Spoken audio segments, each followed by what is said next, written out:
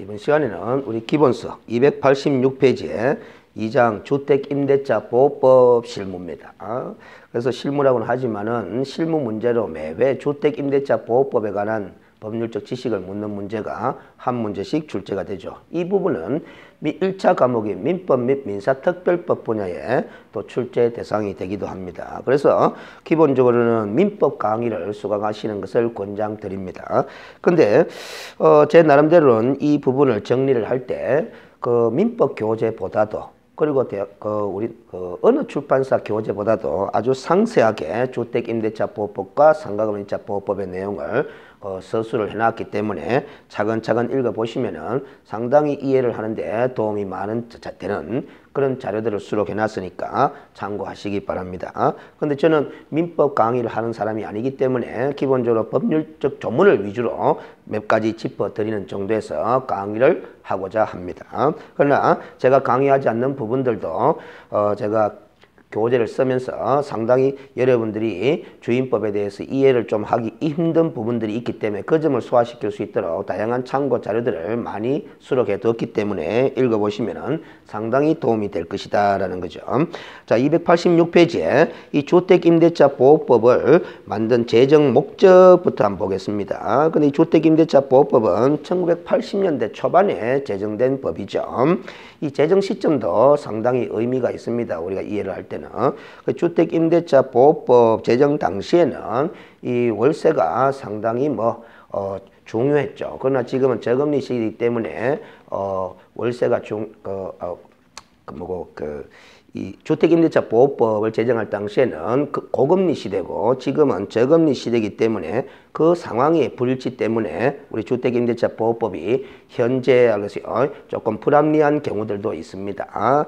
자, 1번에 법의 제정 목적 보시면은 주거용 건물의 임대차에 관하여 민법에 대한 특례를 규정함으로써 되어 있습니다. 그래서 경우에 따라 민법에 임대차계에 관한 규정이 있죠. 그 임대차계에 관한 규정에 특례를 이 주택임대차 보호법에서 규정을 해두고 있기 때문에 특별법 우선 적용의 원칙이 적용되는 거죠. 그래서 항상 시험 문제를 구성할 때 좀 어렵게 출제를 하게 되면은 민법의 임대차 계약에 관한 규정과 함께 지문을 구성하는 경우가 있습니다. 그렇게 되면 어려워지는데 여러분들이 당황하지 말고 민법의 임대차 계약에 관한 규정을 학습한 걸 생각해가면서 특별법 우선 적용의 원칙을 생각해가면서 판단하시면 될 것입니다.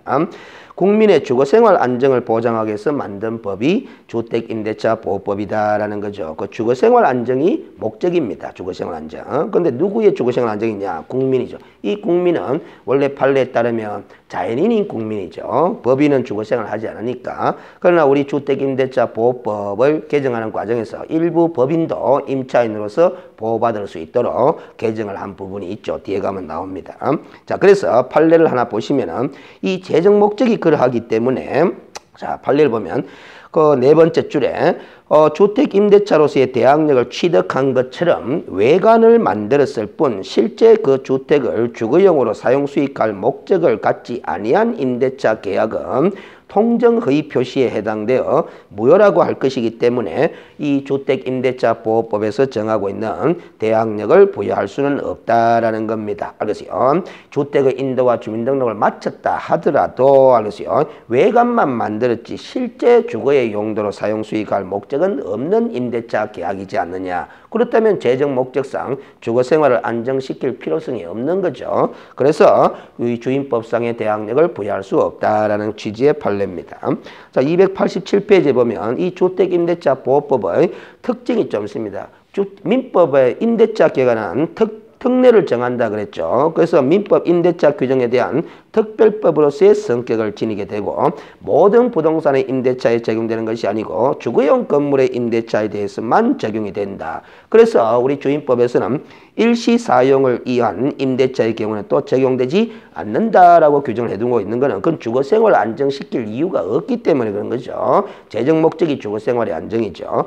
그리고 이 법은 소위 등기하지 않은 전세계약, 채권적 전세죠. 미등기 전세계약입니다. 이 경우에도 준용이 된다라는 거죠. 우리가 현실적으로 주거생활을 하는 형태를 보게 되면은 오리지널 이게 임대차 계약을 체결해서 주거생활을 하는 경우도 있고 전세 형태의 계약을 체결해서 주거생활을 하는 경우도 있는데 전세권 설정 등기를 하지 아니하고 즉 채권적 전세 계약의 형태를 통해서 주거생활을 하는 경우도 있죠. 그 경우에도 주거생활을 안정시킬 필요성이 있기 때문에 채권적 전세 즉 미등기 전세 계약의 경우에도 주임법은 적용이 된다라는 겁니다.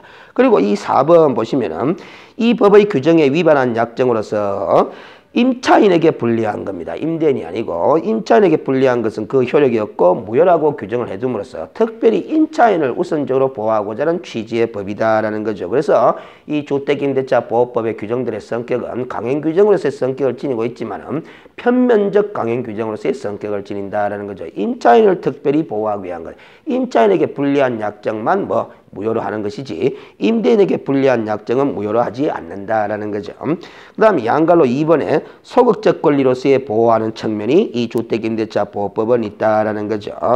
자, 그래서 이 법이 임차인의 임대차 보증금 반환채권을 보호해준다고 할지라도 임차인이 그와 같은 권리를 행사하는 방법에 있어서 우선 변제 청구권을 가진 채권자의 권리 행사와는 크게 차이가 있다. 즉 임차인은 보증금 채권을 갖고 있다는 사실만으로는 집행권은 없이도 적극적으로 우선 변제권을 직접 행사할 수 있는 권리는 인정되지 않는다라는 거예요. 일반적으로 권리자가 자기의 채권을 법에 의해서 강제로 실현하는 방법이 민사집행법이 정한 경매 청구권이라고 할 것인데 임차인에게는 이와 같은 경매 청구권을 직접 인정하지 않고 다만 다른 채권자가 신청한 강제집행이나 환가 절차에 권리자로서 참가해가 자기의 우선 변제권을 주장할 수 있을 뿐이다. 이런 측면에서 우선 변제권을 인정하더라도 소극적 권리의 형태로서 보호를 해준다. 이렇게 평가한다는 거죠.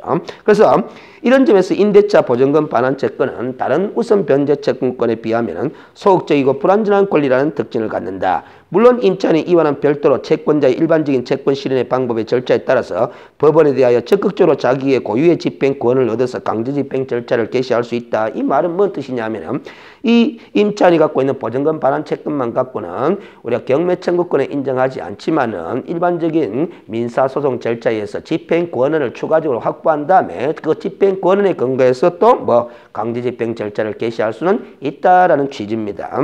그런데 우리가 민법의 이 전세권이라는 경우에는 이 경매 청구권까지 인정하고 있죠. 그래서 전세금 반환 채권에 대해서 적극적으로 경매 청구까지 할 수 있도록 허용함으로써 적극적 권리로서 보호하고 있는 반면에 이 임차권의 경우에는 아무리 등기를 하든 등기를 하지 않든 임차권의 이 보증금 반환 채권은 우선 변제 청구권을 인정할 뿐, 그래서 경매 청구권까지 인정하고 있지는 않다라는 측면에서 소극적 권리로서 보호될 뿐이다. 이렇게 평가하는 겁니다. 그 다음에 양갈로 3번에 공시방법의 불완전성이다. 이렇게 돼 있는데 우리가 임차인이 보증금 반환 채권을 확보할 수 있는 공시 방법으로 최소한 부동산의 인도와 주민등록을 갖출 것을 우리 주임법에서는 대항 요건으로 규정을 하고 있죠. 이러한 주민등록과 인도라는 것은 이러한 공시 방법은 민법에서 일반적으로 채권자의 우선적 지위를 확보하기 위하여 등기나 등록을 하도록 한 규정들에 비하면 매우 불완전한 공시 방법이다라는 거죠. 그 등기도 공시 방법, 인도와 주민등록도 공시 방법이다. 그러나 어느 것이 더 불완전한 공시 방법이냐? 인도와 주민등록이다라는 겁니다. 자, 그래서 사법상 우선적 지위를 갖기 위한 담보물권자들이 권리 실행을 하려고 할 때 그래 당시에는 직접 알지도 못했고 또 알 수도 없었던 다수의 임차 보증금 채권자가 나타나게 되어 불완전한 공시 방법이기 때문에 우선순위 문제나 상환 가능액 등에 있어서 예측하지 못한 손해를 입게 되는 등 공시의 원칙에 어긋나고 거래 안전을 해칠 위험도 얼마든지 상존하고 있는 겁니다. 이 주택임대차 보호법의 임차인을 그런 방법으로 보호하고 있는 것은 이와 같이 이 주임법은 일반적인 공시 방법에 의해서 보장된 담보물권자들의 이익을 희생하면서까지 임차인의 권리를 보호해주는 사회정책적 목적이 강조된 것인 만큼 공시 방법의 불완전한 절차로 인해서 많은 문제점을 더 넓혀주고 있다는 비판을 함께 지니고 있을 수밖에 없습니다. 그래서 이 실무상으로도 이 대항력을 갖췄느냐 안 갖췄느냐가 바로 이 공시 방법을 제대로 갖췄느냐 안 갖췄느냐의 문제로 귀결되는 거죠. 그래서 인도와 이 주민등록이라는 아주 불완전한 공시 방법을 가지고 대항력을 보호하고 있기 때문에 실무상으로 대항력을 인정할 것인가 말 것인가에 관련된 법률적 분쟁 사례들이 상당히 많이 나타날 수밖에 없다라는 겁니다. 그래서 여러분들이 학습해 보시다시피 대항력과 관련된 판례 사례들이 상당히 많이 수록되어 있습니다. 그래서 대항력을 인정하느냐 인정하지 못하느냐 그와 관련된 판례 사례들도 시험에 자주 나올 수밖에 없는 이치죠. 그 다음 전세권과 임차권의 차이죠. 우리 민법에서 공부하는 전세권 그리고 임차권의 차이는 처분권의 유무다라는 거죠. 결국 자기의 권리를 갖다가 배타적으로 타인에게 양도할 수 있느냐라는 거죠. 그래서 우리가 전세권자는 전선세 또는 전대할 수 있지만은 주택 임차권은 채권에 불과하기 때문에 원칙적으로 임대인의 동의 없이는 처분 행위를 할 수 없다라는 겁니다. 그래서 우리가 전세권자는 배타적으로 자기의 권리를 양도할 수 있지만은 임차권은 채권에 불과하기 때문에 임대인의 동의가 원칙적으로 있어야 되겠다라는 거죠. 그 다음 양갈로 2번에 존속기간상의 차이가 있다라는 거죠. 1번에 단기에 관한 제한상의 차이에 난데 존속기간에 있어서도 물권인 전세권은 가급적 물권으로서의 기능을 할 수 있도록 최소한을 보장해 주지만 이 채권에 불과한 임차권인 경우에는 그러한 제한이 없다라는 거죠. 그래서 전세권의 존속기간을 1년 미만으로 정한 때는 이를 1년으로 한다라고 민법에 규정하고 있지만 최소한 기간을 보장해 주지만 임차권에서는 이러한 최단 기간에 관한 규정을 두고 있지도 않습니다. 그러나 우리 주택임대차 보호법에서는 특별법으로 특별한 규정을 두고 기간의 정함이 없거나 기간을 2년 미만으로 정한 경우에는 기간을 2년으로 보되 다만 임차인은 2년 미만으로 정한 기간이 유효함을 주장할 수 있도록 하는 특별한 규정을 둬가지고 임대차 계약기간의 최단 기간을 보장해 주고 있는 거죠. 원래 민법에는 임차권의 최단 기간에 관한 규정은 없습니다. 전세권에 관한 기간만 있지. 그래서 왜 시험 문제를 풀 때 민법 내에서만 풀어야 되는 것인지 또 주택임대차보호법과 종합해서 함께 고려해서 풀어야 될지 지문 5개를 서로 종합 비교 검토해 봐야 됩니다. 그 다음 289페이지 보면 장기에 관한 제한상의 차이가 있는데 전세권의 존속기간은 우리 민법상 10년을 넘지 못한다고 규정하고 있지만 주택임차권은 20년을 넘지 못한다라고 민법 651조에 그동안 규정을 두고 있었지만 각주 236번을 보시면은 이 규정이 헌법에 위헌된다라는 위헌 결정이 있었기 때문에 결국 주택임차권의 장기에 관한 제한은 사라졌습니다. 그래서 당사자 간의 합의로 주택임대차 계약기간의 장기에 관해서는 합의에 의해서 결정할 수밖에 없습니다. 지금은 위헌 결정이 났기 때문에 삭제가 됐다라는 거죠.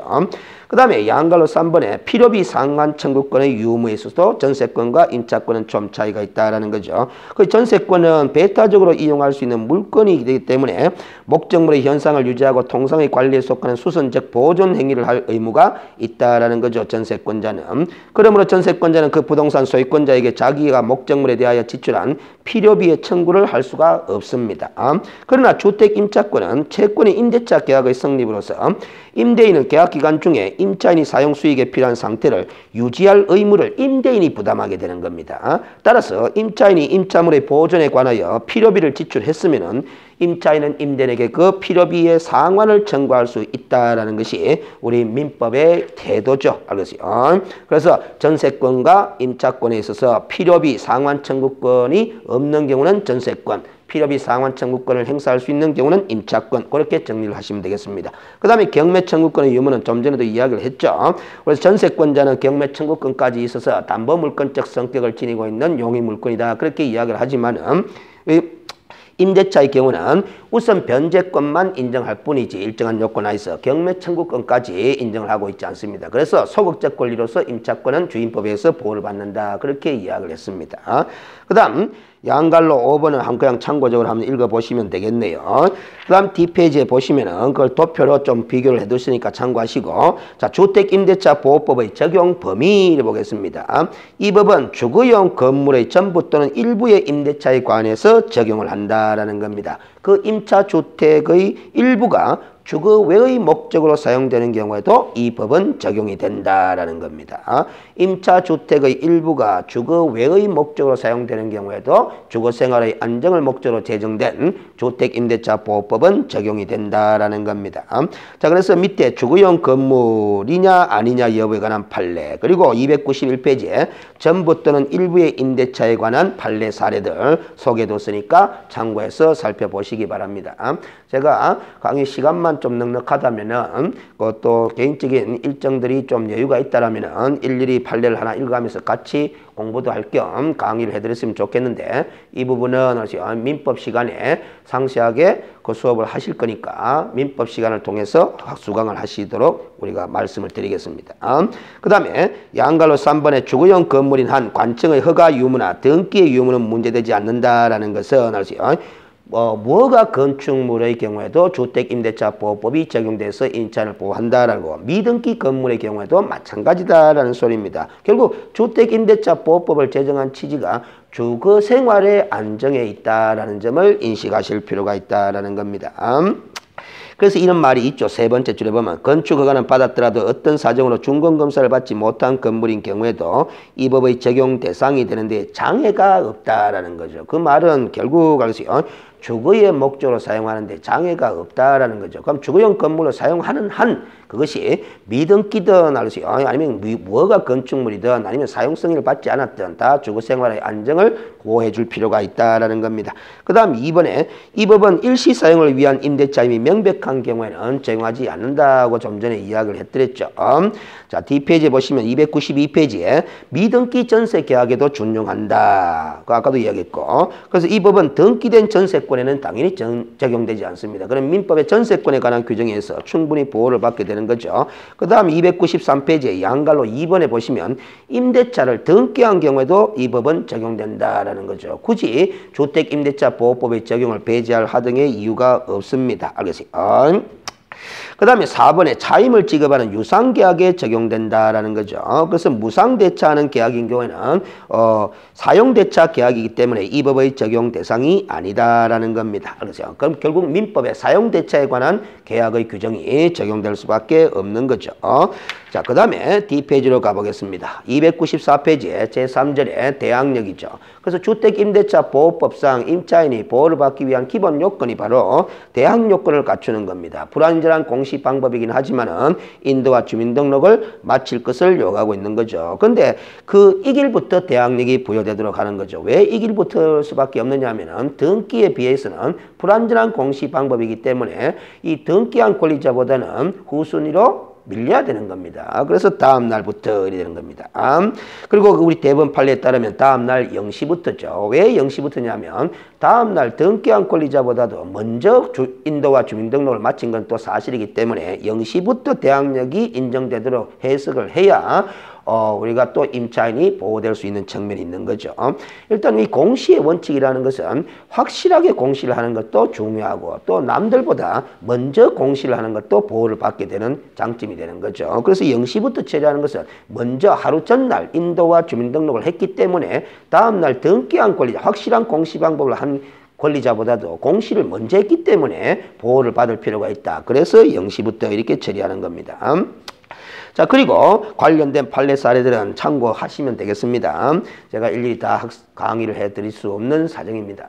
민법 시간을 활용하시도록 다시 한번 말씀드리겠습니다. 그 다음 298페이지로 가보겠습니다.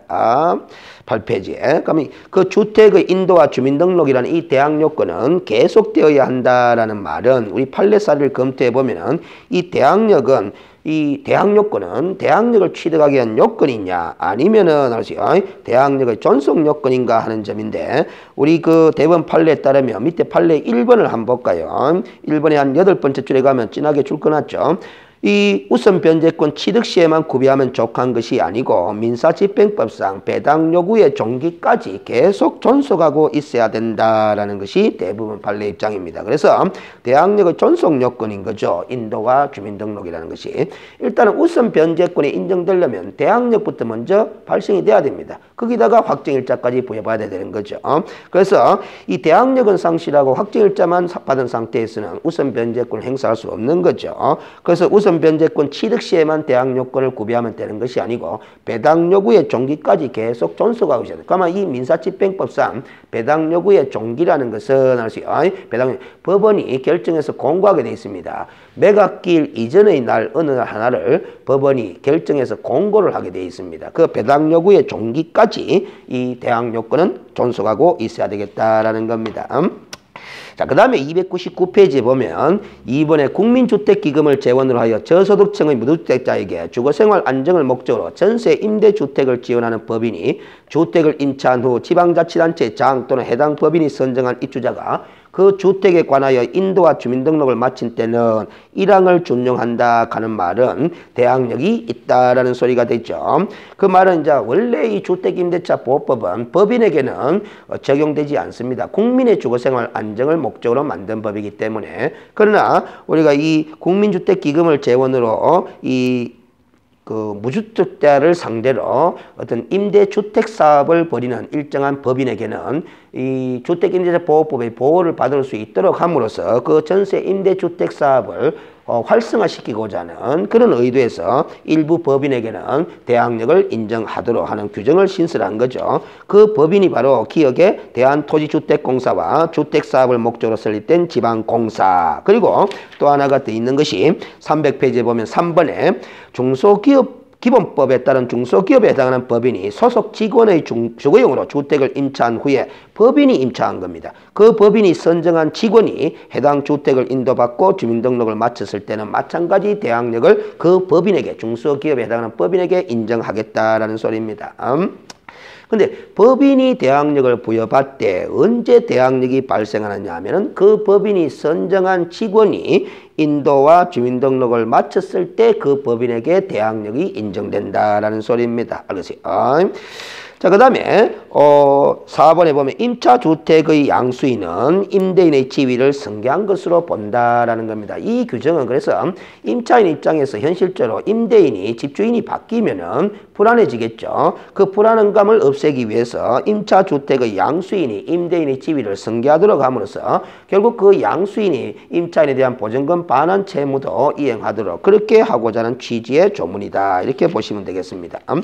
자, 그 다음에 302페이지에 보시면은 우리 주택임대차 보호법에 보증금 회수에 관한 보호장치가 있는데 1번은 할 수, 중요한 조문이 아니고 2번에 보시면은 대항요건과 임대차 계약 정서상의 확정일자를 갖춘 임차인은 민사집행법에 의한 경매나 공매 시에 임차주택의 환가 대금에서 후순위 권리자 기타 채권자보다 이 표현을 좀 익히 둘 필요가 있습니다.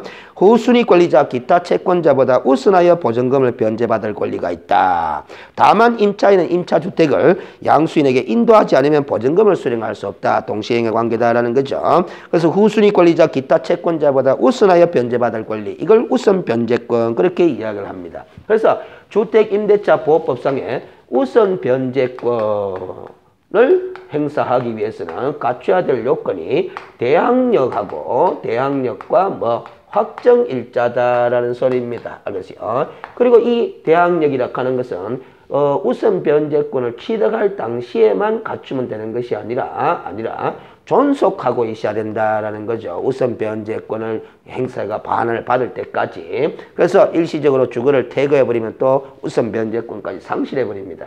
존속 요건이다 그랬습니다. 그래서 이 대항력이 발생하려고 하면은 인도와 주민등록을 마쳐야 되는 거죠. 불완전한 공시 방법이긴 하지만. 요걸 마치게 되면 그 다음날 0시부터 대항력이 발생하고 추가적으로 확정일까지 부여받을 때 전체적으로 우선 변제권이 발생한다라는 거죠. 그래서 우리가 실무상 인도와 주민등록을 하면서 확정일자도 같이 받아버리는 거죠.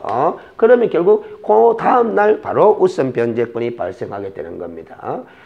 자, 그래서 우리가 이 우선 변제권 효력 발생 시기가 언제냐라는 것이 가장 또 이론적 문제가 되는데, 예를 들어서 인도를 5일날 하고 주민등록을 5일날 했는데 확정일자를 8일날 하게 되면은 이 8일날 우선 변제권의 효력이 발생하게 되는 거죠. 그런데 우리가 이 확정일자부터 먼저 받고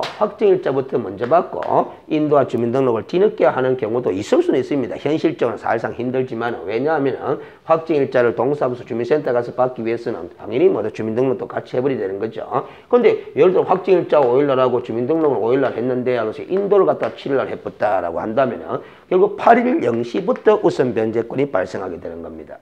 그래서 우선 변제권의 효력 발생 시점에 대해서는 이렇게 판단하시면 돼요. 이 세 가지 중에서 가장 늦게 이루어진 것을 기준으로 우선 변제권의 효력이 발생한다.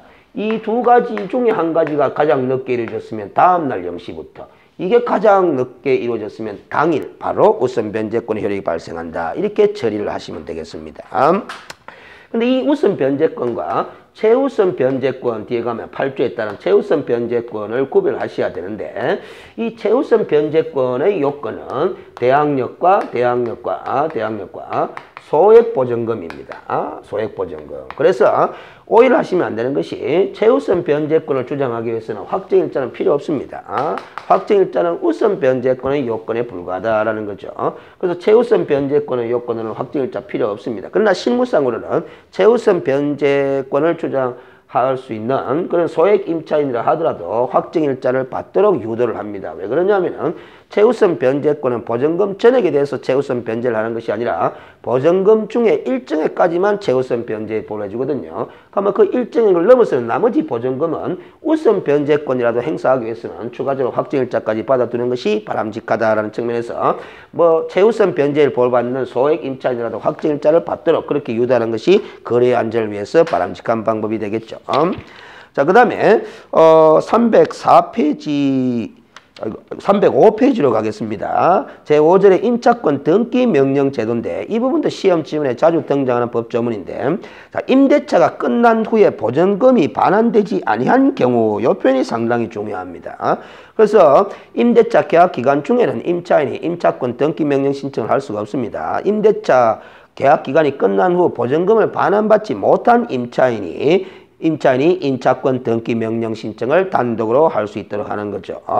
왜 이런 제도를 만들었느냐 하면 임대차 계약 기간이 끝났음에도 불구하고 보전금을 반환받지 못한 상태에서 이 임차인이 퇴거를 해버리면 대항력을 잃어버리면 우선 변제권을 상실해버리거든요. 그러면 임차인으로서는 보전금 반환을 보호받지 못하게 되는 거죠. 그때를 대비해서 임차인 단독으로 임차권 등기 명령 신청을 해가 임차권 등기가 이루어지고 난 다음에 퇴거를 하게 되면 우선 변제권을 계속 유지할 수 있도록 그렇게 하고자 하는 취지입니다. 그래서 임대차 계약 기간이 끝났음에도 불구하고 보전금을 반환받지 못한 임차인만이 임차권 등기 명령 신청을 할 수 있다는 점, 그 점 상당히 중요한 포인트가 되겠습니다. 그리고 이 임차권 등기 명령 신청에 따라서 임차권 등기를 행하게 되면은 4번에 대항력과 우선 변제권을 취득하게 됩니다. 다만 임차인이 임차권 등기 이전에 이미 대항력이나 우선 변제권을 그대로 갖고 있었던 경우는 그 대항력이나 우선 변제권은 상실되지 아니하고 그대로 유지가 된다라는 거죠. 이게 임차권 등기 명령 제도의 본 취지죠. 그리고 임차권 등기를 한 이후에는 이사를 나가더라도 즉 대항력권을 상실하더라도 이미 취득한 대항력이나 우선 변제권을 상실하지 않도록 이렇게 함으로써 임차인의 보전금 반환제권을 보호하고자 하는 거죠. 자, 그러나 5번도 상당히 중요한 것이 임차권 등기가 격려된 주택을 그 이후에 임차권 등기가 돼 있는 그 주택을 그 이후에 임차한 새로운 임차인은 우리 8조 규정에 따른 소위 최우선 변제의 보호를 받지는 못한다라는 겁니다. 알겠어요? 그래서 선순위 권리자인 임차권자가 알겠어요? 등기까지 해놓은 사실을 알면서도 그 이후에 새롭게 소액 임차인이 임대차 계약 체결해서 들어와서 하는 경우에는 보호할 필요가 없다라는 뜻이 되겠죠. 자, 그리고 6번에 임차인은 임차권 등기 명령의 신청 및 그에 따른 임차권 등기와 관련해 소요된 비용을 임대인에게 청구할 수 있다라는 거죠. 이렇게 임차권 등기 명령을 신청하게 된 이유가 임대인에게 있는 거죠. 보증금을 반환하지 않았기 때문에. 그래서 그 비용을 임대인에게 청구할 수 있도록 하는 거고, 금융기관 등은 이 금융기관이 알겠어요. 이 금융기관이 우리 우선 변제권을 승계하도록 하는 규정이 304페이지 그 3번에 있죠. 임차인의 보증금 반환 채권을 양수한 금융기관이 있습니다. 그 양수한 금융기관도 우선 변제권을 승계받게 되는 거죠. 그 승계받은 금융기관은 임차인을 대위해서 임차권 등기 명령을 신청할 수 있도록 그렇게 함으로써 금융기관이 알겠어요. 금융기관이 보호받을 수 있도록 그래서 그 임차인의 보증금 어떤 대출을 원활히 할 수 있도록 도와주는 측면이 있는 거죠. 자, 그 다음에 306페이지 6절의 그 민법에 따른 주택임대차 등기에 효력하는 것은 따로 하실 필요는 없고, 민법 규정에 따라서 주택임대차 등기를 한 경우에도 우리 주택임대차 보호법의 적용을 받는다. 그렇게 이해를 하시면 되겠고, 307페이지의 7절의 확정일자 부여 및 임대차 정보 제공 등에 관한 부분은 뭐 최근에 많이 신설된 규정인데 출제 가능성이 좀 약하지만은 그 제가 줄 거는 위주로만 한번 읽어두시는 정도로 하시면 되겠습니다.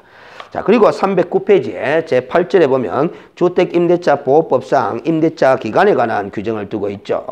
그래서 우리 민법에서는 최단기에 관한 아무런 제한이 없지만은 특별법인 주택임대차보호법에서 우리가 최단기에 관한 규정을 둠으로써 주택임차인을 보호하고 있습니다. 그래서 기간의 정함이 없거나 기간을 2년 미만으로 정한 임대차는 그 기간을 2년으로 보고 다만 임차인의 2년 미만으로 정한 기간이 유효함을 주장할 수 있다. 그 유효함을 주장할 수 있는 사람은 임차인입니다. 임대인이 아닙니다.